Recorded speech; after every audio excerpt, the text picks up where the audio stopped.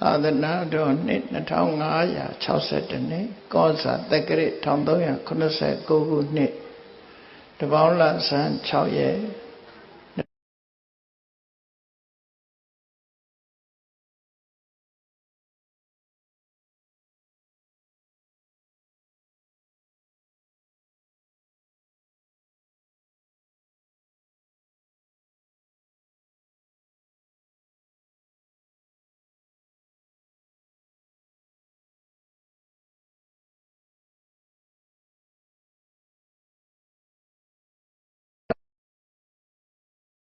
ဓမ္မနှစ်ဖက်မိဘများအားအမှုထား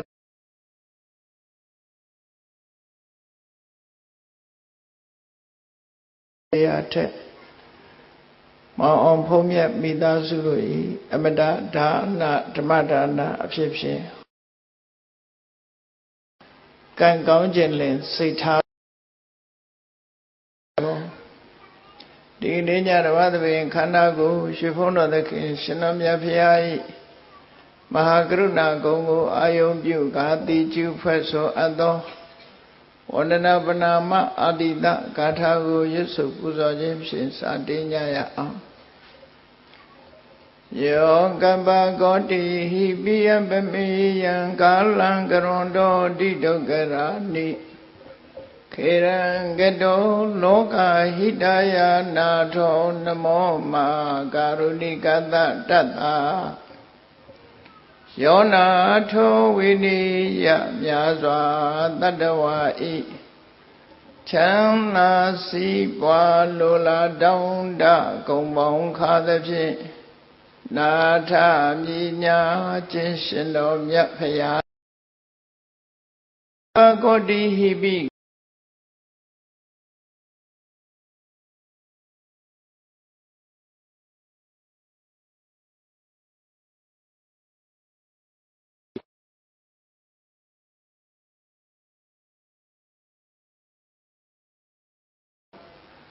လောကဟိတယ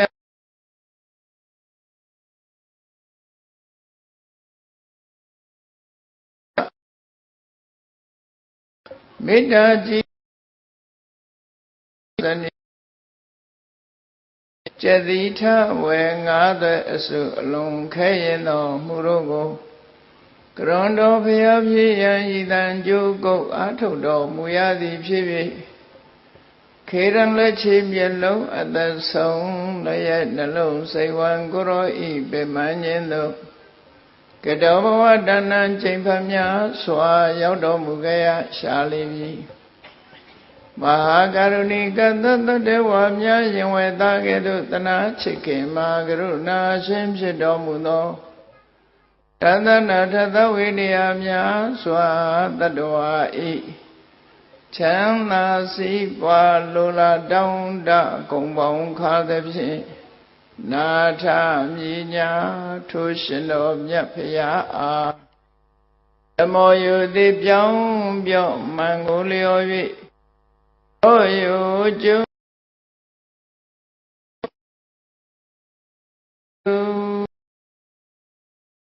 အာစေတတိ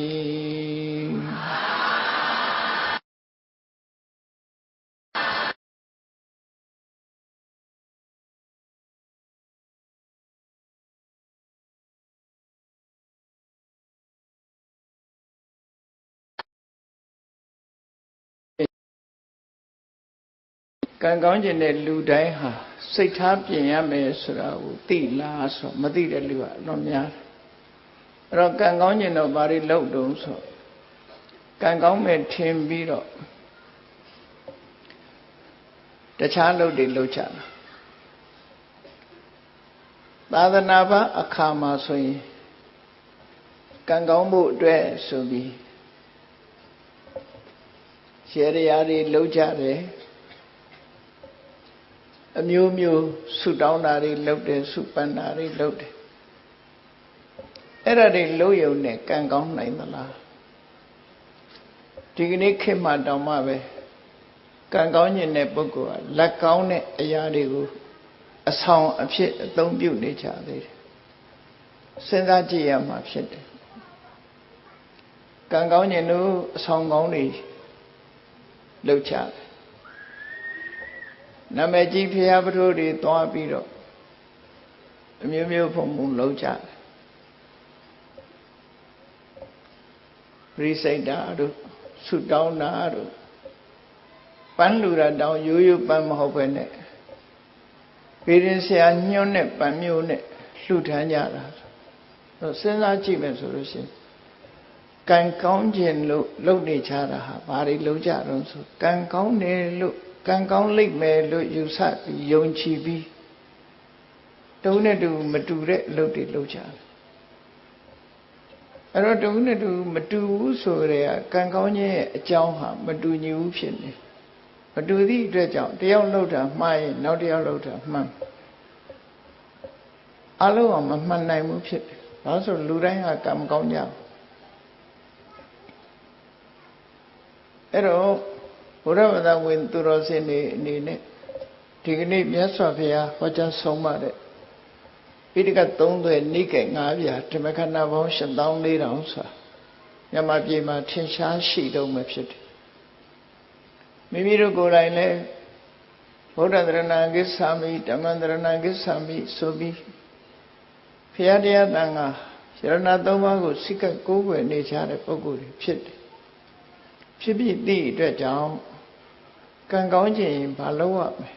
မြတ်စွာဘုရားဘာတွေဟောထားတယ်ဆိုတာသိရှိနားလည်ဖို့အမတ္တမအရေးကြီးအဲ့ဒါမသိဘဲနဲ့မှန်းပြီးတော့ကံကောင်းလို့ကံကောင်းညာအဆောင်ကောင်းတွေရှာပြီးတော့လုပ်နေကြတာတကယ်ရောကံကောင်းနိုင်သလားကံကောင်းလို့ရှိရင်တော့မဆိုးဘူးပေါ့သို့တော်တကယ်ကံကောင်းနိုင်သလားဆိုတာဘဝမှာအာမခံချက်ပေးနိုင်တာရှိမရှိအသိဉာဏ်နဲ့ဆုံးဖြတ်ကြအောင်ဖြစ်တယ်လွန်ခဲ့တဲ့နှစ်ပေါင်း2600ကျော်ကမြတ်စွာဘုရားဟာအဆုံးအမ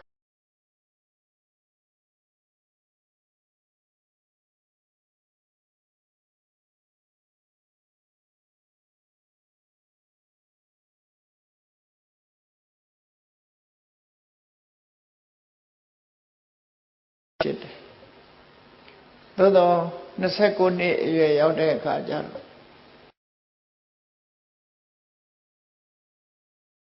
သွားပြီးထိုဗောဓဂယဒေသမှာရှိတဲ့သမထจิตကပ်ပြီး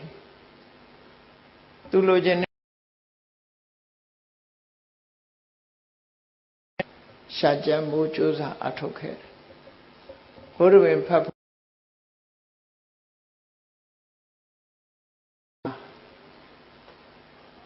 ဥရဝေလာတောမှာတရားဓမ္မကျင့်ကြံကြုတ်ကိုအထောက်တာနီးမျိုးမျိုးနီးယူပြီးတော့အထောက်တဲ့အခါသူလိုချင်တဲ့အဆင့်လမ်းညွှန်နိုင်တဲ့ပုဂ္ဂိုလ်ရှာမတွေ့ဘူးမတွေ့သည့်အတွက်ကြောင့်သူတို့ပြသတဲ့နီးလန်းတွေဟာငါလိုချင်တဲ့အသိဉာဏ်ကိုပေးတာမဖြစ်နိုင်ဘူးငါလိုချင်တဲ့အသိဉာဏ်ကတော့တခြားနီးလန်းဖြစ်လောက်တယ်လို့ကိုယ်ပိုင်ဉာဏ်နဲ့ဆင်ញင်သုံးသပ်ပြီးသမထအခြေခံတဲ့ဝိပဿနာကျင့်စဉ်ကိုစတင်တွေ့ရှိတာပဲဖြစ်ရသော်ဘုရားမပွင့်ခင်ကသမထမှာတင်အဆုံးသတ်နေတယ်ဘုရားလောင်းတွေ့ရှိလာတဲ့အခါကျတော့သမထရဲ့လမ်းဆုံးဟာဗြဟ္မဘုံမှာပဲလမ်းဆုံးတယ်ဒါကြောင့်မို့30ဘုံကမထွက်နိုင်သေးဘူးဒီသမထကျင့်စဉ်နဲ့တာလွန်တဲ့အကျင့်တစ်ခုရှိရမယ်အဲ့ဒီအကျင့်ကိုရှာတဲ့အခါမှာဝိပဿနာဆိုတဲ့အကျင့်အသိပညာနဲ့မှသာတွေ့နိုင်တယ်သမထဆိုတာသမာဓိစွမ်းအားကိုမြင့်တင်တာပဲဖြစ်တယ်ဝိပဿနာရောက်တဲ့အခါမှာအသိပညာကိုမြင့်တင်တာမြင့်မားတဲ့အသိဉာဏ်တစ်ခုဖြစ်လာတယ်တန်ရောကလွတ်ရနိဗ္ဗာန်ကိုအောင်ပြုနိုင်တယ်လို့ဆိုတာကိုယ်တိုင်သိရှိပြီးကိုယ်တိုင်နည်းစနစ်နဲ့ကျင့်ကြံကြကိုအထောက်လိုက်တော့မှာဘုရားဖြစ်လို့ရောက်တာကပိလဝမှာမွေးပြီးအိန္ဒိယနိုင်ငံမှာတရားကျင့်တယ်တရားကျင့်ပြီးတဲ့အခါမှာသူကဲ့သို့ထူးခြားတဲ့အသိဉာဏ်တွေကိုရချင်လို့ရှိရင် မလုပ်ရမှနဲ့လုပ်ရမှာဒီနှစ်ခုကိုရှင်းလင်းဟောတာဒါအရေးကြီးဆုံးပဲလေဘယ်လမ်းကသွားရမယ်ဆိုတာလမ်းပြဖို့ရအမှန်တမ်းအရေးကြီးဒါကြောင့်မို့မိမိကိုနှစ်ပေါင်းရှိကြာစွာမိမိအနာမှာနေပြီးတော့ပြုစုနေကြတယ်ကပိလုမြို့ကမြို့သားတွေလို့ဆိုရတယ်ကွန်တင်ညာစတဲ့ပစ္စဝဂီတွေသူတို့တက်ရှိနေတဲ့ဣတိပတနာမိဂရာအောင်တောဘက်ကိုကြွားသွားပြီးတပည့်စัจ जा တရားဟောတာတပည့်စัจ जा တရားဟောတယ်ဆိုတာမလောက်ရမှနဲ့လောက်ရမှဒီနှစ်ခုရှင်းလင်းပြတ်သားစွာဟောကြားခြင်းပဲဖြစ်တယ်ထူးခြားတဲ့အသိဉာဏ်တစ်ခုရဖို့အတွက်ရှောင်ရံနဲ့ဆောင်ရံအဲ့တော့ရှောင်ရံဆိုတာကိုနှစ်ခုဟောတဲ့အခါမှာဒွေမိဘိခွေအန္တာပပိစိတေနနာသိဝိတ္တပါဒီလမ်းနှစ်လမ်းတော့မလိုက်နဲ့ဒီလမ်းလိုက်လို့ရှိရင်ထူးခြားတဲ့အသိဉာဏ်ရမှာမဟုတ်ဘူးဘယ်လမ်းနှစ်လမ်းလဲလို့ဆိုရင်ကာမေတုကာမတုခဏိကနိယောကိုကာမကိစ္စတွေမှာကာမချမ်းသာကိုခံစားဖို့ကြိုးစားတဲ့လောက်ရအသိဉာဏ်တွေကိုဖြစ်စေနိုင်တာမဟုတ်ဘူးဒါကြောင့်မို့ကာမဒုက္ခရရှိခံစားဖို့ကြိုးစားမှုဆိုတဲ့ဒီလမ်းကြောင်းကမသွားနဲ့နောက်တစ်လမ်းကထိုခေတ်မှာခေတ်စားနေတဲ့ခန္ဓာကိုယ်ကိုညှဉ်းပန်းနှိပ်စက်မှအသိဉာဏ်ဆိုတာရတယ်ဇိမ်ခန်းနေလို့ဘာမှမရဘူးခဏိခေတ်လည်းပြောတာပဲ no pain no gain ဆိုအနာခံမှအသာဆန်ရမယ်အနာခံတိုင်းအသာဆန်နိုင်သလားဒါလည်းစဉ်းစားကြည့်အောင်အနာခံယုံနဲ့အသာဆန်နိုင်တာဟုတ်ပါမလားဆိုကိုယ့်ကိုစဉ်းစားကြည့်အဲ့တော့အဲ့ဒီခေတ်ကလည်းပဲအတ္တကိလမထာနုယောကိုကိုပင်မဆင်းအောင်လုပ်ပြီးမှအသိဉာဏ်တစ်ခုရလာမယ်လို့ယုံကြည်ပြီးတော့ပင်မဆင်းရတဲ့လမ်းကြောင်းကိုလိုက်တယ်အဲ့ဒီလမ်းကြောင်းဟာလည်းပဲမမှန်ဘူးအဲ့ဒီလမ်းလည်းမသွားနဲ့ဆိုပြီးမြတ်စွာဘုရားကဗုဒ္ဓလမ်းစဉ်မစ္စည်းမပฏิပဒါဆိုတာကိုစတင်ပြီးတော့ချပြခဲ့တာအယမေဝရိယောအယံခောတဘိက္ခွေမစ္စည်းမပฏิပဒါလိုက်ရမယ့်လမ်းကဣတိခောဘိက္ခွေဥဘောအန္တိအနုပကမအဲ့ဒီနှစ်လမ်းကိုရှောင်ရှားပြီးတော့မစ္စည်းမပฏิပဒါတထာဒေနဘိတံဗုဒ္ဓငါတွေးတဲ့ဟောဒီမစ္စည်းမပฏิပဒါလမ်းကြောင်းအလယ်လမ်းကြောင်းဆိုဒီမှာဘာကိုပြောတာလဲဆိုရင်ကာမဂုဏ်ချမ်းသာကိုခံစားဖို့ကြိုးစားတဲ့လမ်းလည်းမဟုတ်ဘူးဆင်းရဲဒုက္ခကိုခံမှအသိဉာဏ်ရမယ်ဆိုတဲ့လမ်းကြောင်းလည်းမဟုတ်ဘူးအဲ့ဒီလမ်းကြောင်းနှစ်သေးရဲ့ဟိုဘက်ဒီဘက်အစွန်းမရောက်တဲ့အလယ်လမ်းကြောင်း middle way လို့ဆိုတယ်မစ္စည်းမပฏิပဒါလမ်းကြောင်းငါတွေ့ထားတယ်အဲ့ဒီလမ်းကြောင်းကသွားမယ်ရှောင်ရမှလည်းဆောင်ဒါကိုဟောပြအဲ့တော့အလယ်လမ်းကြောင်းဆိုတာဟာဘာကြောင့်အလယ်လို့ပြောတာတုံးလို့ဆိုလို့ရှိရင်သူကအစွန်းရောက်နေတဲ့လမ်းကြောင်းကတော့ချမ်းသာဒုက္ခဟူသမျှအမှန်မြင်မှုအတွက်ဘာလို့မတွေးလို့ရှိရင်ဘာမှမသိဘူးလို့ဆိုတော့ကံကောင်းခြင်းနဲ့ကံကောင်းခြင်းအဆောင်ကောင်းလေးဆောင်လိုက်ရင်ကံကောင်းလာမယ်လို့ထင်ကြတယ်တော်များများအဆောင်ကောင်းလေးဆောင်တာနဲ့ကံကောင်းနိုင်မှာမလားဆုတောင်းကြတယ်ဆုတောင်းရုံနဲ့ကံကောင်းနိုင်မှာမလားအဲ့တော့ဒီအဆောင်ကောင်းကိုဘယ်သူကပေးတာတုံးဆိုပေးတဲ့ဆရာလည်းရှိတယ်အဲ့ဒါဆိုလို့ရှိရင်သူကရောပေးတဲ့လူကရောတကယ်ကံကောင်းနေသလားမေးဖို့လိုတယ်လေအဆောင်ကောင်းတွေပေးတဲ့ပုဂ္ဂိုလ်ကရောတကယ်ကံကောင်းသူဟုတ်ကလားနော်ဆေးဆရာကိုယ်တိုင်ကတည်တတ်တယ်ဆိုရင်သူကမသေးအောင်ကုနိုင်တယ်ဆိုတာဖြစ်နိုင်ပါ့မလားဖြစ်နိုင်ဘူးလေအဲ့တော့ အဆောင်ပေးတဲ့ပုဂ္ဂိုလ်ကိုယ်တိုင်ကရောကံကောင်းနေသလားဆိုစဉ်းစားရဆုတောင်းရုံနဲ့ကံကောင်းနိုင်သလားလို့ဆိုတော့စဉ်းစားကြည့်မယ်ဆိုသူလည်းဆုတောင်းမှာပဲငါလည်းဆုတောင်းမှာအဲ့တော့ဆုတောင်းလို့ကံကောင်းမယ်ဆိုလူတိုင်းကံကောင်းကြမှာပဲဒါအားလုံးကဆုတောင်းကြမှာ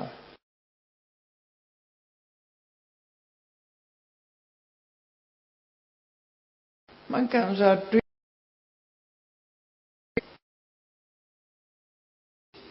မကံနဲ့အတွေးနိုင်မှမကံနဲ့အမြင်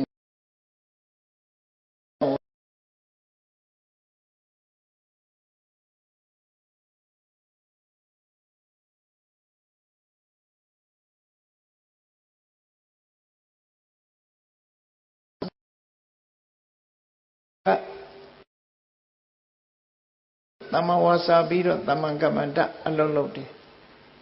အပြောနဲ့အလုံးနဲ့ပဲအသက်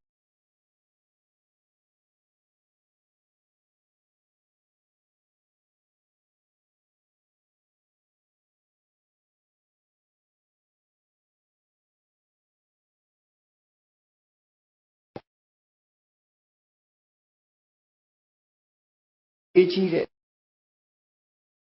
မမှန်ကန်ကန်ကြိုးစားမှုဟာအရေးကြီးကြိုးစားပြီဆိုရင်ကိုလုပ်တဲ့အလုပ်နဲ့ပတ်သက်ပြီးတတိရှိနေဖို့သမ္မာတတိရှိနေတဲ့အခါမှာစိတ်တည်ငြိမ်မှုကအရေးပါတယ်ဆိုသမ္မာသမာဓိဆို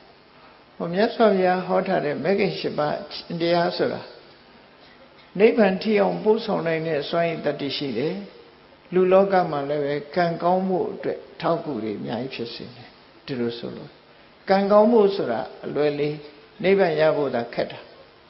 နိဗ္ဗာန်တောင်ပို့ဆောင်နိုင်တဲ့အကြောင်းတရားသည်ကံကောင်းမှုဆိုတဲ့အကျိုးလောက်ကတော့အသာလေးဖြစ်နေဒါကြောင့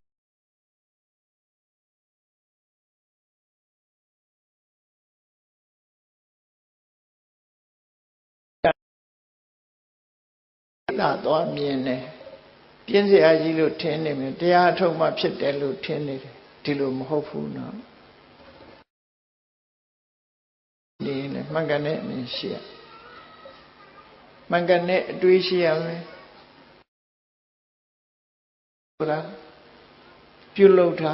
တမွေးဝမ်းကြောင်းလုပ်တာကြိုးစားတာအထောက်တာတတိရှိတာစိတ်တည်ငြိမ်မှုရှိတာဒါတွေကဒီရှိခုနဲ့ဖွဲ့စည်းထားတာကိုမက္ခလမ်းကြောင်းလို့ဆိုလိုတယ်ပေါ့အဲ့ဒီလမ်းကြောင်းကြီးကနေသွားရမယ်လို့လောကမှာတန်တရားဥက္ကတောင်လွတ်စေတတ်တဲ့ဒီလမ်းကြောင်းဟာကံကောင်းဖို့ရာအတွက်ကတော့အသာကလေးဖြစ်နိုင်တဲ့လမ်းကြောင်းပဲလို့အဲ့တော့မြတ်စွာဘုရားကဒီလိုလမ်းကြောင်းဖွင့်ပြပြီးမှန်ကန်တဲ့တရားတွေကိုအိန္ဒိယနိုင်ငံမှာလွန်ခဲ့တဲ့နှစ်ပေါင်း2600ကျော်ကဟောပြောခဲ့တယ်ဟောပြောလို့မြတ်စွာဘုရားဟောပြောချက်အတိုင်းလိုက်နာဆောင်ရွက်ကြသည့်အတွက်ကြောင့်ကံကောင်းသွားကြတဲ့ပုဂ္ဂိုလ်တွေအများကြီးကံဆိုးရာကနေကံကောင်းသွားဆိုပါစို့ပဒါစာရီအကြောင်းအလုံးသိကြတယ်သူလောက်ကံဆိုးတာပဲရှိဦးလေသူလောက်ကံဆိုးတာပဲရှိတောကြီးမြက်မဲခရီးသွားလာတဲ့အချိန်မှာလူမမဲအရွယ်သားကလေးတယောက်အာကိုရတဲ့လင်းယောက်ျားနဲ့အတူလာအဲ့ဒီမှာတည်းလမ်းမှာပဲမီးဖွားတဲ့အချိန်ကလည်းတကယ်ကိုမိုးကအကြီးကျယ်ရွာနေမိုးခိုးကြမရှိဘူးတစ်ပင်အောက်မှာသူကိုယ်တိုင်ကကြောကိုမိုးဆုပ်ခံပြီးကလေးမိုးမစော့အောင်ထိမ့်သိမ်းဆောက်ရှောက်နေရတဲ့အနေအထားမျိုးစဉ်းစားကြည့်ပေါ့အဲ့ဒီအချိန်မှာချမ်းတို့မီးလုံမိုးရာအတွက်ထင်း600ဖို့ဆိုမတန်ခဲနေလေထင်း6သွားခွေတာမမြင်မကန်းနဲ့မဟုတ်ကထွက်ပြီးကိုက်လိုက်တဲ့အခါသေဆုံးသွားယောက်ျားသေဆုံးသွားလူမမဲကလေးလေး2ယောက်နဲ့သူ1ယောက်တည်းတော်ထဲမှာတညလုံးအဲ့ဒီကနေပြီးတော့ကလေး2ယောက်လက်ဆွဲပြီးညကရွာထားတဲ့မိုးကအလွန်ကြီးတော့ချောင်းရည်ကကြီးနေတယ်အစိရဝတီမြစ်ဆိုတာတခဏပဲရေရှိတဲ့မြစ်ပဲအဲချောင်းရည်ကိုဖြတ်ကူးတဲ့အခါမှာလူမမဲသားကလေးကိုပွေ့ချပြီးဟိုဘက်ရောက်အောင်ပို့ ပြန်လာတဲ့အချိန်မှာမွေးပြီးကစားကလေးဆိုနီရဲရဲသေးသေးလေးတားတစ်ထင်ပြီးတော့ဆွန်ကဝဲနေရအနေထိုးဆင်းပြီးတော့ချီတယ်ကိုကလည်းမြစ်လက်ကောင်ရောက်နေပြီဆိုတော့မောင်းမွေရခက်သွားအဲ့ဒီမှာអော်ပြီးတော့မောင်းရအနေဟိုတစ်ဖက်ကမ်းမှာစောင့်နေတဲ့သားကသူခေါ်တဲ့ထင်ပြီးရေတဲ့အဆင်းလိုက်ရေတဲ့ပါသွားလမ်းမှာအာကိုရမဲ့ကိုသူ့ရဲ့အမျိုးသားသိဆုံးသွားတယ်စိတ်နှလုံးဖြည့်ပေးနိုင်တဲ့သားလေးနှစ်ဦးကလည်းပဲတဦးကစွန့်ချီသွားပြီတဦးကရေထဲပါသွားဟိုသူတယောက်တည်းရှိသွားလူဘဝကြုံရတာတွေကိုပြောပြတာနော်ကိုယ်တိုင်ခံစားရရင်ဘယ်လိုနေမလဲစဉ်းစားကြည့်အဲ့ဒီတော့သူ့ဘဝမှာခံစားလို့စိတ်ဖြည့်စရာဆိုလို့အိမ်မှာအမေရဲ့ဖေးရဲ့မောင်လေးရဲ့ရှိသေးတယ်အာကိုရကြီးနဲ့တာဝတိမြို့သို့တော့လမ်းမှာတွေပဲသတင်းဆိုကြားရတယ်ညကလေကြီးမိုးကြီးကြပြီးတိုက်ပြိုကြလို့အမေလည်းဆုံးအဖေလည်းဆုံးမောင်လေးလည်းဆုံးဆိုတဲ့သတင်းကြားကဲဒီနေ့မှာဆုတ်တက်သွားပြီးသူဟာတောကဖြစ်သွားအဲ့ဒီတောကကြောင့်ယူသွားတာတောကုံမတ္တကလို့ခေါ်တယ်တောကကြောင့်ယူတာတိကျပြလို့ယူတာမဟုတ်ဘူးတောကကြောင့်ယူသွားတဲ့ပတာစာရီဟာမြတ်စွာဘုရားနဲ့တွေ့တဲ့အခါမှာပြေချောင်းမြတ်စွာဘုရားမြင်လိုက်တာနဲ့မြတ်စွာဘုရားနဲ့အခုလိုဒီလိုတရားပွဲကြီးထဲမှာသူကရောက်လာပြီးဘုရားရှိအနာထီအောင်ရောက်လာတော့လူတွေကမဝင်ဖို့တားတယ်ဒါပေမဲ့လို့သူကဘုရားနာထီရောက်လာအဝတ်ကမပါဘူးမြတ်စွာဘုရားကကရုဏာတရားမေတ္တာတရားအကျဉ်းမေတ္တာဖြန့်ကျက်ထားတဲ့နှလုံးသားရှိတဲ့စကားနဲ့တတိထားပါလို့ပြောလိုက်တဲ့စကားနားထဲဝင်သွားတဲ့အခါသူတောကလေးဟာရော့ကျသွားအဲ့ဒီအချိန်မှာတတိပြန်ရလာတော့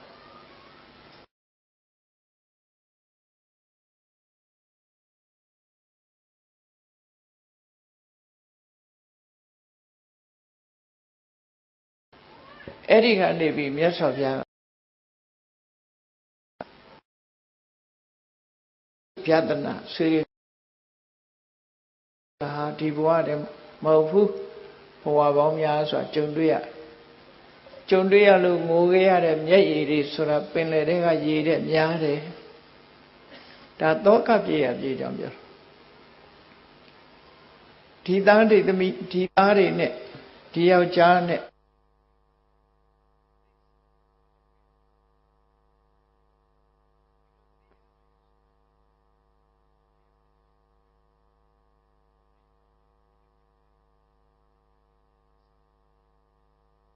လောကကြီးမှာရှိသမျှနေရာတွေအားလုံးနဲ့လူမျိုးလုံးနဲ့သက်ဆိုင်တဲ့ဆိုတဲ့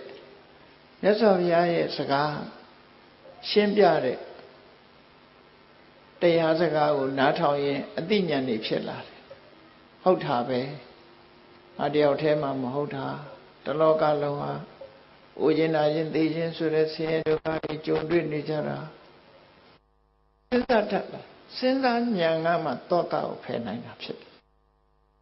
အဲ့ဒီချိန်မှာသူတောကရောကျသွားပြီနောက်ဆုံးမှာ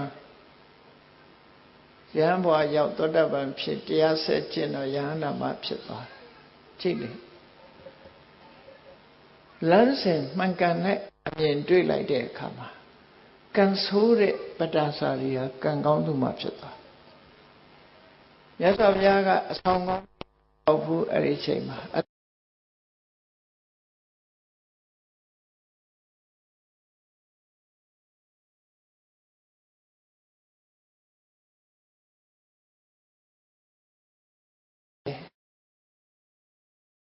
ကောင်းကြီးဒီမယုံကြဘူးလားဆိုရင်ဗမာတွေတင်ယုံတာမဟုတ်ဘူးတခြားလူတွေလည်းယုံတဲ့လူတွေပြည့်တယ်သို့တော့အဆောင်ကောင်းရုံနဲ့ကံကောင်းတယ်ဆိုတာဘယ်နှယောက်များရှိလို့ရေးတွက်ပြပေါ့ကိုယ်ရဲ့ချမ်းသာတဲ့လူတွေဟာအဆောင်ကောင်းလို့ချမ်းသာနေကြတာလားစီးပွားရေးအောင်မြင်နေတဲ့ပုဂ္ဂိုလ်တွေဟာအဆောင်ကောင်းလို့လားမေးကြရှိတယ်လေ သူတို့ဘာတွေကောင်းလို့ချမ်းသာတာလဲဆိုတာမြတ်စွာဘုရားဟောတဲ့အခါကျရှင်းအဲ့တော့ဗုဒ္ဓဘာသာဖြစ်ပြီးတို့တွေဟာကံကောင်းခြင်းလို့ရှိရင်ဘာလို့အမဲဆိုတာတိတိကျကျမသိကြပဲနဲ့ဆုတောင်းတာဟာကံကောင်းတယ်လို့ထင်တယ်အဆောင်ကောင်းဆောင်လို့ရှိရင်ကံကောင်းတယ်လို့ထင်တယ်ကြံပင်ဆိုင်ရင်အကြံစီအောင်တယ်လို့လည်းပြောကြတယ်ဂျင်းဆိုင်တဲ့အခါမှာချက်ချင်းကြီးပွားတယ်လို့လည်းပြောကြဒါတွေဟုတ်ကဲ့လားအများကြီးပဲအကုန်လုံးတော့မပြောချင်ပါဘူးเนาะရေတရားဆိုတာအများကြီးပဲလုပ်နေကြရွှေတကုံဘုရားပေါ်တက်ကြည့်စနေတောင်ကဘုရားစနေသားသမီးတွေလာပြီးရေလောင်းတာမွန်းနေတနင်္ဂနွေတောင်ကဘုရားတနင်္ဂနွေသားသမီးတွေလာမောင်းဘာလုပ်ကြတာတော့လို့မင်းကံကောင်းခြင်းလို့လုပ်နေကြတာအဲ့ဒါတွေကတော့ကံကောင်းနိုင်သလား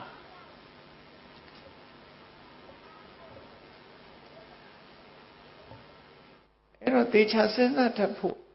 လိုအပ်တယ်လို့ဆိုမြတ်စွာဘုရားကစဉ်းစားဖို့ပဲဟောတာတရားအဲ့တော့မြတ်စွာဘုရားဘုန်းကြီးတို့ဒီလိုဟောလိုက်လို့ဗေဒင်ဆရာတွေထိခိုက်သွားတယ်ဆိုလို့ရှိရင်ထိခိုက်အောင်ပြောတာမဟုတ်ပါဘူးထိခိုက်အောင်မပြောယုံတဲ့လူတွေကတော့ရှိမှာမြတ်စွာဘုရားပွင့်လို့ထိခိုက်သွားတဲ့လူတွေလည်းရှိတာအေယဝရီမြေကြီးရှိလို့ထိခိုက်သွားတဲ့လူတွေရောမရှိဘူးလားအေယဝရီမြေကြီးကမြန်မာနိုင်ငံကိုအကျိုးပြုတယ်အခုအေယဝရီတိုင်းဆိုတာအေယဝရီမြေကြီးရဲ့စီးဆင်းလာတဲ့အေယဝရီမြေကြီးရဲ့နောက်ဆုံးစခန်းလို့ပြောရမှာပေါ့နော်ပင်လယ်ထဲသွားမဲ့စခန်းမှာရှိတဲ့တိုင်းကိုအေယဝရီတိုင်းခေါ်တာအေယဝရီမြေကြီးကဟိုခါနဲ့မလီပေါင်းဆက်ပြီးတော့စီးဆင်းလာခဲ့တာဒုဋ္ဌဝတီတို့သံဃဝတီတို့ဇောချီတို့ပန်းလောင်တို့ဆိုတဲ့မြစ်တွေရဲ့အားဖြည့်ပေးလိုက်တာအေယဝရီတိုင်းကိုရောက်လာခဲ့အဲ့ဒီကနေဘင်္ဂလားပင်လယ်သမုဒ္ဒရာတွေဝင်သွားမှာဒီကြီးတွေကအဲ့ဒီအေယဝရီမြစ်ကြီးကလူတိုင်းကိုအကျိုးပြုတယ်လို့ပြောအောင်မြစ်ကြီးပေါ်လာသည့်အတွက်ကြောင့်အေယဝရီမြစ်ကိုမှီပြုပြီးတော့လူတွေဟာစိုက်ပျိုးရေးတွေအောင်မြင်ကြတယ်ရေချိုးတွေသုံးပြုကြရတယ်မြစ်ကြီးကအေယဝရီမြစ်ကြီးချောင်းထိခိုက်တော့သို့တော်ဘုရားပွင့်လို့သူတို့ထိခိုက်မသွားဘူးလားဆိုထိခိုက်ကြပါအများကြီးထိခိုက်သွားဒေဝရတ်တို့ဆိုရင်အဝီစီထီအောင်ရောက်သွားတယ်ဒါထိခိုက်သွားတယ်ဒါဟာဘုရားကြောင့်လားလို့ဆိုမဟုတ်ဘူးသူတို့မမှန်ကန်လို့ဖြစ်တယ်ဒါပဲဖြစ်တယ်အဲ့တော့ဘုန်းကြီးတို့လည်းအမှန်ပဲပြောမယ်ဘိရင်ဆရာတွေကိုတော့မထိခိုက်စေချင်ပါဘူးဒီလိုအဆောင်ပေးတဲ့လူတွေကိုတော့မထိခိုက်စေချင်ပါဘူးသို့တော့အမှန်တရားကိုသိဖို့အတွက်ဟောရမယ်ဆိုလို့ရှိရင်ဒါတွေဟာလုံလောက်တဲ့ကောင်းကျိုးချမ်းသာကိုပေးနိုင်စွာမရှိဘူးဆုတောင်းရုံနဲ့ဘာမှမရဘူးဒါဘုရားဟောတာပါဘုန်းကြီးတို့ဟောတာပေါ့မြတ်စွာဘုရားဟောတဲ့စကားလုံးနဲ့ပြောမယ်ဆိုမြတ်စွာဘုရားဟောတယ်အသက်ရှိခြင်းနဲ့ဆိုလို့ရှိရင်အာယုတဝတ္တနိကပฏิပဒါပฏิပစ္စည်းတတ်ပါအသက်ရှိတဲ့အကြောင်းတရားကိုလုပ်ပါဆုတောင်းနေရင်မရပါဘူးစီးပွားဥစ္စာတိုးတက်ခြင်းနဲ့ဆိုရင်စီးပွားဥစ္စာတိုးတက်တဲ့နိလန်းနဲ့ကြိုးစားပါစီးပွားတိုးတက်ပါရစေစီးပွားရေးကောင်းပါရစေနဲ့ဆုတောင်းနေလို့မရပါဘူးဒါဘုရားဟောတာပဲနော်စီးပွားဥစ္စာတိုးတက်ခြင်းစီးပွားဥစ္စာတိုးတက်တဲ့နိလန်းကိုမြတ်စွာဘုရားဟောထားတယ်ဘာဟောထားလဲဥဋ္ဌာဏတမ္မရာလုံလဝိရိယနဲ့ပြည့်စုံရမယ်အာရခတမ္မရာကိုရှာထားတာကိုအလေလွတ်မရှိအောင်ထိမ့်သိမ့်တတ်ရမယ်သမဇီဝိတာမြတ်မြတ်တရသမွေးထားရမယ်ကလျာဏမေတ္တာမိကောင်းဆွေကောင်းရှိရမယ်အဲ့ဒါဒီဘဝမှာစီးပွားဥစ္စာတိုးတက်ခြင်းအကြောင်းနေလို့ဒီလိုပဲဟောတာအဲ့ဒီပဲရေတရားခြေရမယ်လို့မပါဘူးနော်အဆောင်ကောင်းဆောင်ရမယ်လို့မပါဘူးဆိုလိုတာက မြန်မာပြည်မှာဗုဒ္ဓဘာသာလို့သာဆိုသေးတာခဏိချိန်ထိကောတုဟလမင်္ဂလာဆိုတာတွေကမပြောက်သေးဘူးဘယ်နာဒီအစွမ်းတကူရှိတဲ့ပုဂ္ဂိုလ်ပေါ်တယ်ဆိုသွားကြပြီလောက်ကြပြီနော်အဲ့ဒါတွေကမှန်သလားသွားလှူခြင်းတော့လှူပါမလှူပါနဲ့လို့မပြောလို့ဘူးအမှားအမှန်ကိုတော့သိဖို့ပြောရမှာဖြစ်တယ်ပေါ့နော်အမှားမှန်ကိုသိဖို့လိုတယ်ကိုလုပ်တဲ့အလုပ်ဟာအမှားမှန်ကိုသိဖို့လိုတယ်မှန်မှန်သိရင်တော်ပြီလှူတာကိုယ်သဘောအမှားမှန်သိဖို့လိုတယ်သို့တော့အမှားကိုအမှန်ထင်နေတာတမ္မာဒိဋ္ဌိမဟုတ်ဘူးအဲ့ဒါကြောင့်ဒီကနေ့ထိအောင်ရန်ကုန်မြို့ပါပန္နတော်ပြောပါဦးရန်ကုန်မြို့ကရွှေတကုံသွားကြည့်နော်ဒီကနေ့ထိအောင်ဂျိုးပြေနံပြေတွေနဲ့လှုပ်နေကြတော့မှရှိသေးတယ်အဲ့ဒါဘုရားဘာသာရဲ့အသင်္တရမဟုတ်ပါဘူးအဲ့တော့မြန်မာနိုင်ငံကလူတွေဟာဘုရားဘာသာစစ်ဖြစ်တဲ့ပုဂ္ဂိုလ်ရှိကောင်းရှိနိုင်တော့လဲလူတိုင်းဟာဘုရားဘာသာစစ်မဖြစ်သေးဘူးလို့ပဲပြောရမှာဖြစ်တယ်နော်ဘာကြောင့်လို့ဆိုတခြားနိလန်းတွေပေါ်မှာဆွဲလန်းမှုယုံကြည်မှု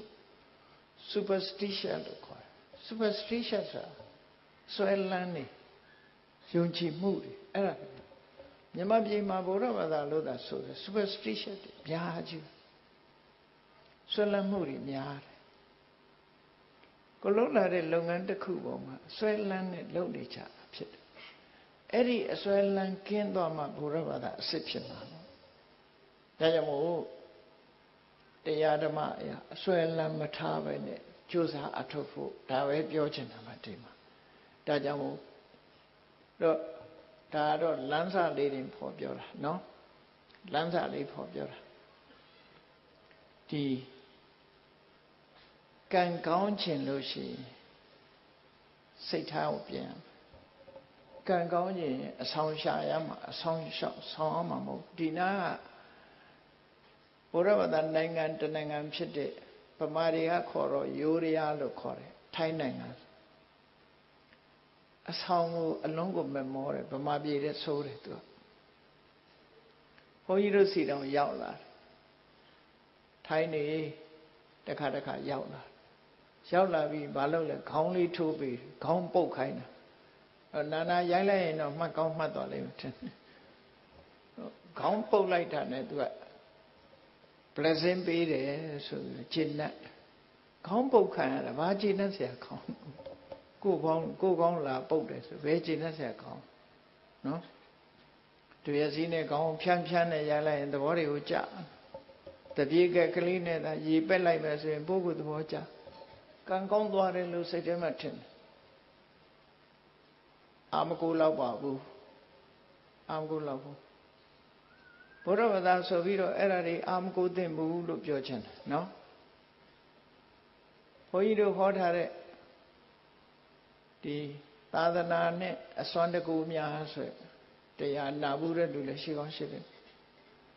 အစွမ်းတကူနဲ့သာသနာဆိုတဲ့နေရာအစွမ်းတကူဆိုတာမရှိဘူးတော့မဟုတ်ရှိ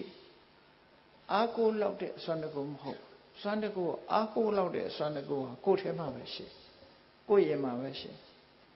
အဲ့ဒါလေးပြောကြတာပဲ we are our own architect ကိုယ်တိုင်ပြုပြင်မှရတယ်ကိုယ့်ရဲ့ architect ကကိုယ်ပဲဖြစ်တယ်ကိုယ်ဘဝကိုယ်ပဲပုံဖော်ရမယ်သူများပုံဖော်တာမဟုတ်ဘူးဘာသာတွေကိုလိုက်ကြည့်လိုက်မယ်ဆိုရင်ဘုရားသခင်လူတော်ကြဆွဲဘာသာတွေဟာအများကြီးတယ်ဘုရားသခင်လူတော်ကြဆိုပြီးတော့တေချာစဉ်းစားကြည့်လို့ရှိရင်အသိဉာဏ်ကိုထိတ်တန်းမတင်လို့အဲ့လိုဖြစ်တယ်အလုံးကအသိဉာဏ်ကိုထိတ်တန်းတင်စေခြင်းနဲ့ဟုတ်မှုစဉ်းစားမြတ်စွာဘုရားကတော့စဉ်းစားခိုင်းတယ်အကုန်လုံး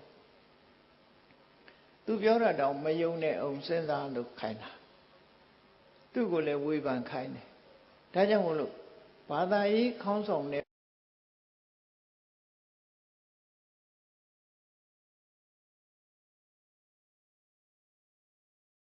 အဲ့တော့ကောင်းကင်ဘုံမှာရှိတဲ့ခောဆိုတဲ့ထာဝရဘုရားသခင်က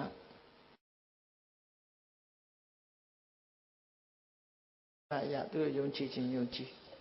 မယုံကြည်တဲ့လူတွေစဉ်းစားဖို့ရပြောပြမလို့ကောင်းကင်ဘုံမှာရှိတဲ့နတ်ရဲ့လူပြည်မှာရှိတဲ့နတ်ပန္တနောလူတွေပေါ်လာပါလာတော့မသိဘူးတောင်မျိုးမွဲကြတော့အောက်ပိုင်းကလူတွေလာတာတော့တော်တော်များတယ်နောက်ကြလို့ရှင်လဝကကိုမှားထားအောင်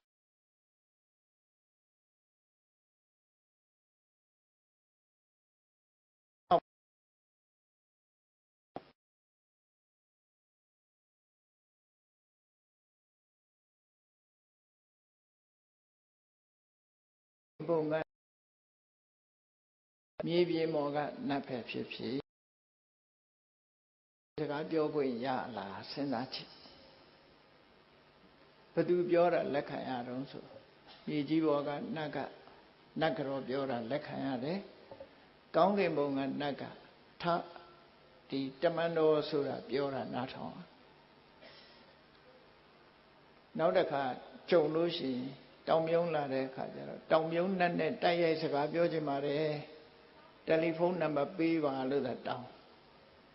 နတ်ကတော့ကနေတဆင့်မပြောချင်ဘူးသူကိုယ်တိုင်နတ်ကိုယ်တိုင်နဲ့စကားပြောချင်တယ်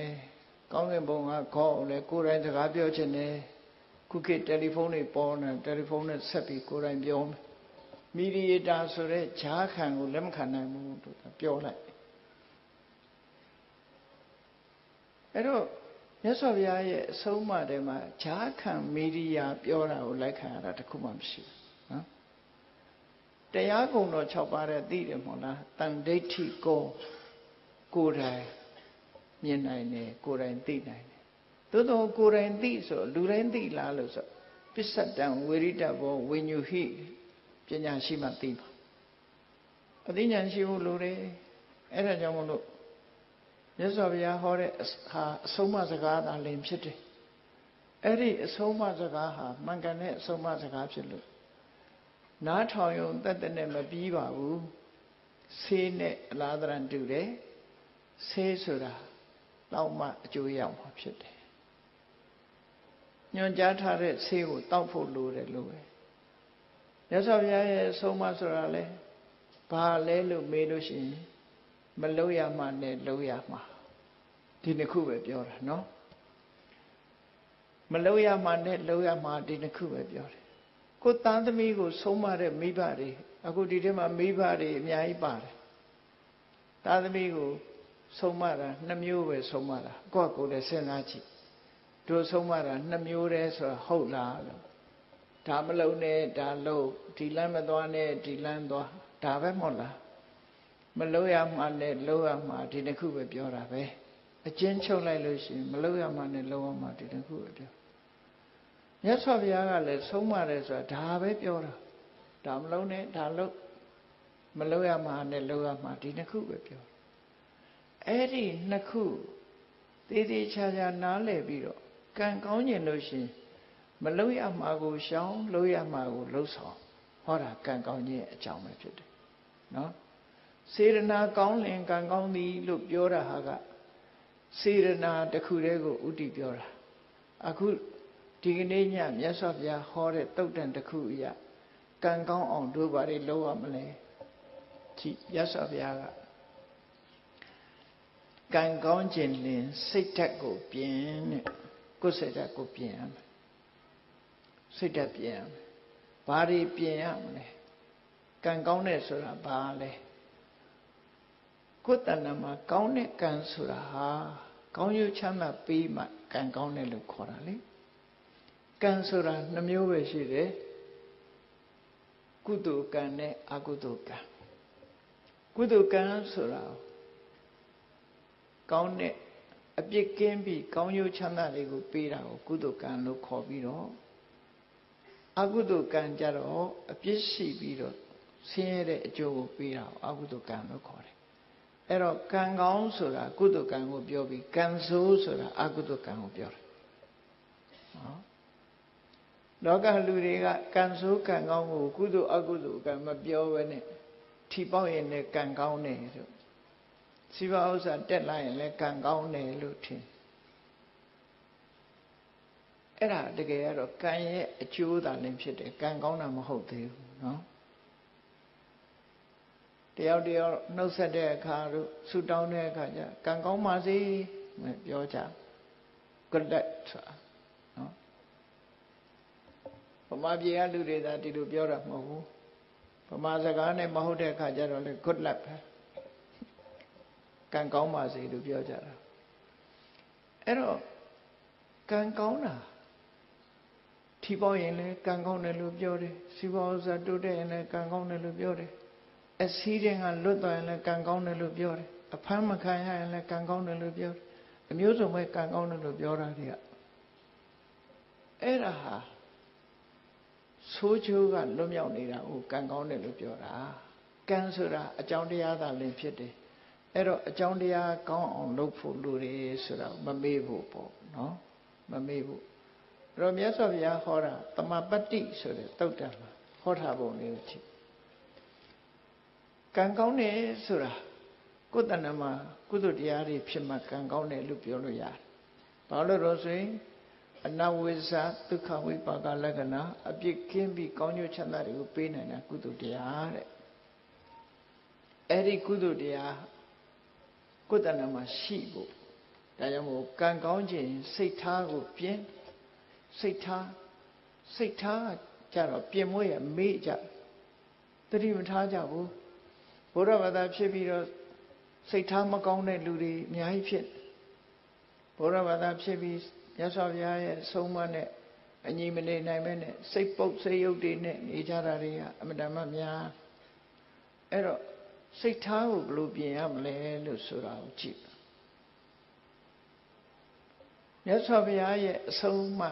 အပေါ်သို့မဟုတ်ကောင်းတဲ့အလုပ်လုပ်ရတဲ့အပေါ်မှာယုံကြည်မှုစိတ်ဝင်စားမှုနေပါတာကိုအတ္တထသရတရားကိမဲ့ခြင်းလို့ဆိုရလို့လူတယောက်ဟာစိတ်ဝင်စားဘူးဆိုရင်ကိုယ်အိမ်မှာကိုယ်ဝယ်ထားတဲ့ဘုရားကံတော်တန်ရှင်းလုပ်ချင်မှလုပ်ပါလေစိတ်ဝင်စားပန်းလဲဖို့လည်းစိတ်ဝင်စားဥပုံနေဥပုသ်ဆောင်ဖို့လည်းစိတ်ဝင်စားမနဲ့ထားတန်ဃာတွေဆွမ်းလောင်းဖို့ဆိုစိတ်ဝင်စားအဲ့ဒီလိုတရားပွဲရှိလို့တရားပွဲသွားဖို့တရားနာဖို့စိတ်ဝင်စားအဲ့ဒါအတ္တထလို့ခေါ်တယ်အဲ့ဒီအတ္တထဆိုတဲ့မယုံကြည်မှုရှိလို့ရှိရင်စိတ်ကောင်းတဲ့အလုပ်ကိုစိတ်မဝင်စားဘူးဆိုရင်ကံမကောင်းဘူးတဲ့ဒါကြောင့်ကံမကောင်းစေတတ်တဲ့စိတ်မဝင်စားဘူးကောင်းတဲ့အလုပ်ပေါ်မှာစိတ်မဝင်စားဘူးဆိုတဲ့တရားတရားကင်းမဲ့နေတဲ့စိတ်ထားကိုတရားတရားထက်သန်တာနဲ့ပြုပြင်ပေးလိုက်ပါစိတ်မဝင်စားရင်စိတ်ဝင်စားအောင်လုပ်ပါဘယ်ဆရာတော်တရားဟောမြတ်စွာဘုရားတရားတွေကပဲဟောကြမှာပဲဖြစ်တယ်သွားပြီးတော့တရားနာပါနာပြီးတော့တရားနာမယ်အသိဉာဏ်တိုးအောင်နာမယ်ရေရမောရလို့ဆိုတဲ့အတွေးတွေနဲ့မတွေးပါနဲ့ဘယ်တရားပွဲကရည်ရတယ်ဘယ်တရားပွဲကတော့ငိုက်တယ်ဆိုတာမျိုးတွေမဖြစ်စေတရားနာတယ်ဆိုတာဘာအတွက်နာအသိဉာဏ်ရဖို့နာအနှုတ်ဆိုလကားအမြောင်းခံပြီးမလုပ်လာငုတ်တုတ်ထိုင်မလို့အသိဉာဏ်ရမှတန်ဖိုးရှိတော့ဘောဒါကြောင့်မို့မယုံကြည်မှုဆိုတဲ့တရားတရားကင်းမဲ့တဲ့စိတ်နေသဘောတရားကိုယုံကြည်မှုဆိုတာကိုယ်စိတ်ဓာတ်နဲ့ယုံကြည်မှုဆိုတဲ့စိတ်ထားပဲရအောင်ပြုပြင်ပေးရမယ်ဒါတစ်ချက်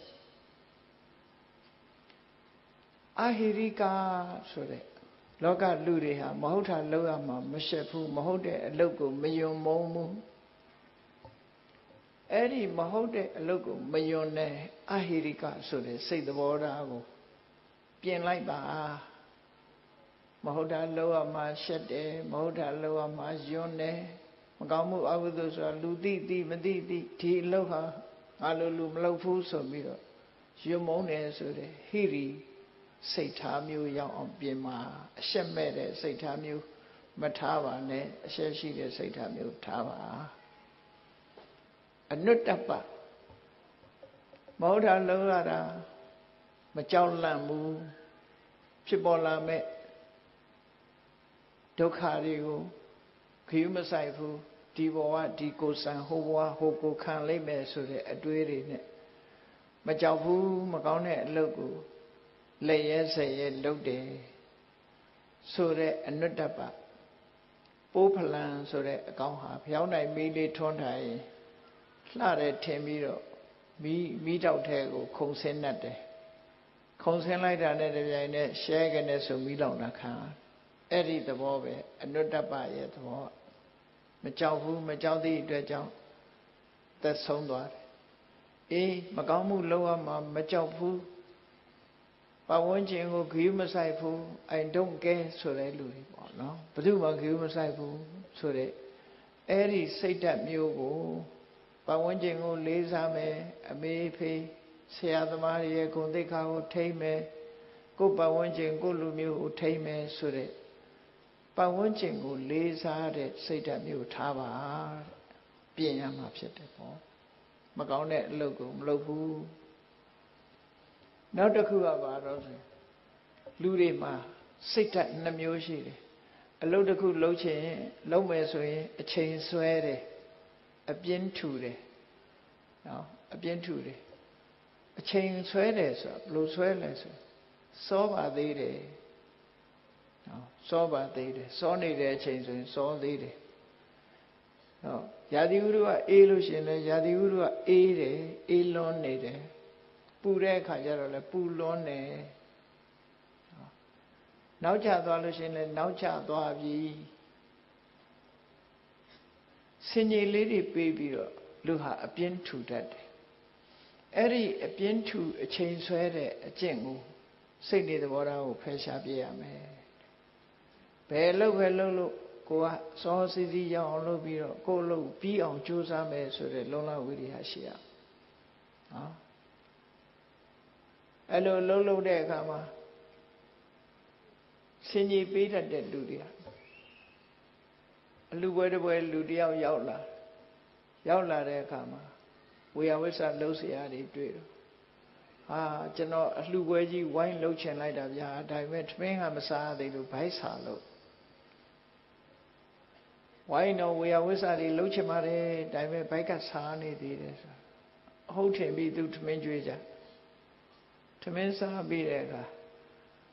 လှုပ်เสียရှိတယ်ဒီအများကြီးကျုပ်လှုပ်ချင်တယ်ဗျာဒါပေမဲ့ဘိုက်ကလေးနေတယ်ခုအဲ့တော့ထမင်းစားတော့ကလည်းစားလို့အကြောင်းပြ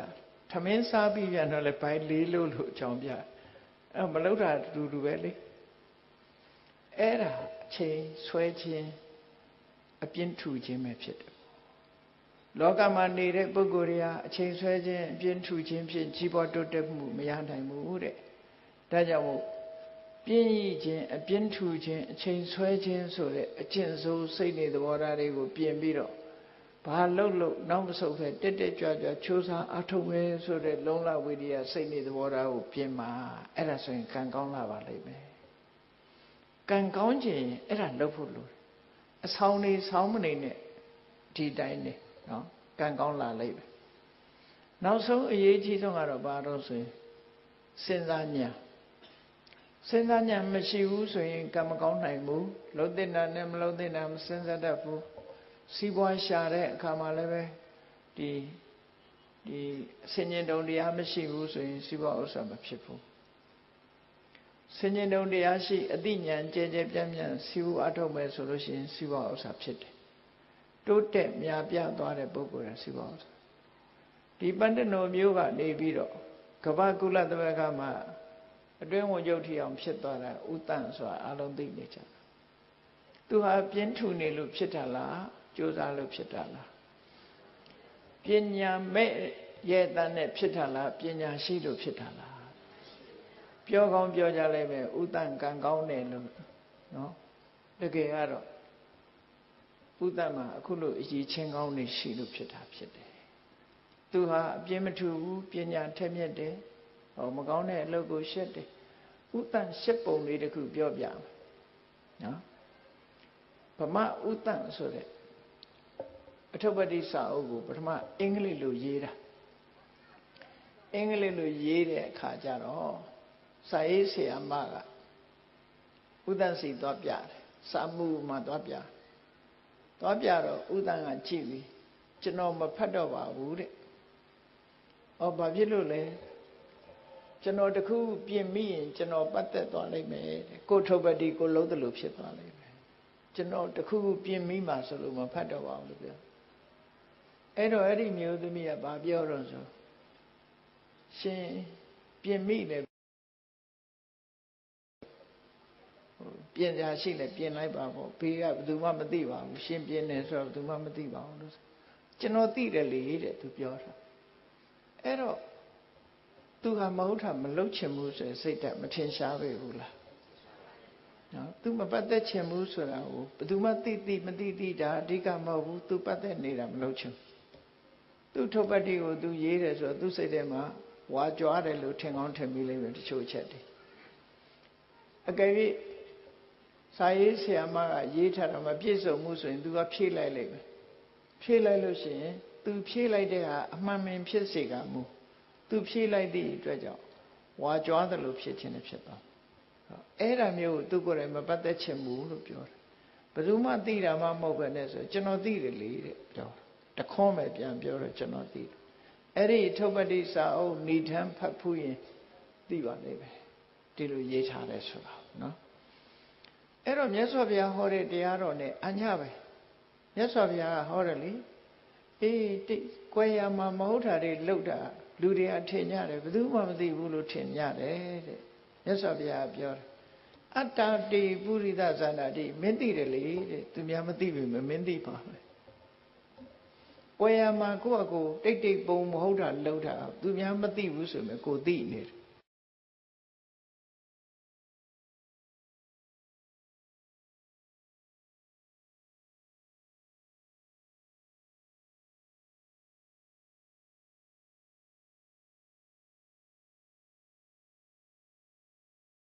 မံပကရုပတောမဟုတ်တာတွေကိုကွယ်ရမှာလှုပ်တယ်အဲ့ဒီလိုကွယ်ရလှုပ်လို့မရဘူးတဲ့ကွယ်ရဆိုတာမရှိပါဘူးတဲ့ဘာလို့လဲဆိုအတ္တတေပုရိသဇာနာတိယတိကာတိဝနဝမင်းလှုပ်တာမင်းလှုပ်တယ်မလှုပ်ဘူးဆိုတာမင်းကိုယ်တိုင်သိနေတယ်လေကွယ်ရပဲဟုတ်လေဘယ်သူမှမသိဘူးဆိုတာမဟုတ်ဘူးမင်းသိနေတယ်ကိုသိနေတာသိပဲလေရှက်เสียမကောင်းဘူးလားမဟုတ်တာလှုပ်တာဒီလိုဥတ္တရှိတယ်ဆိုတာဒီအဲ့တော့ပညာဆိုဒီမှာဒါကိုဆိုလို့တယ်အသိပညာရှိလောကမှာကံကောင်းခြင်းနဲ့ဆိုလို့ရှိရင်ကိုချင်းတရားဘက်ကကောင်းတဲ့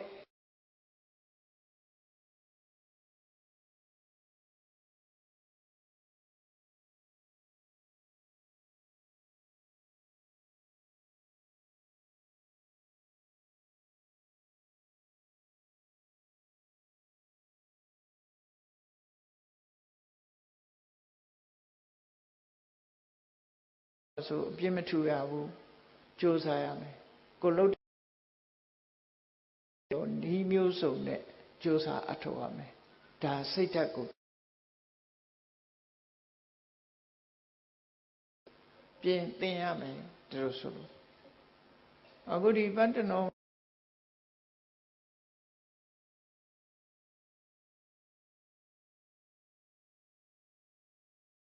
သင်ပြလေးတွေသင်ပြူးလေးတွေကိုနှွာတာလည်းပဲလက်နဲ့ပဲလှုပ်တော့မယ်လား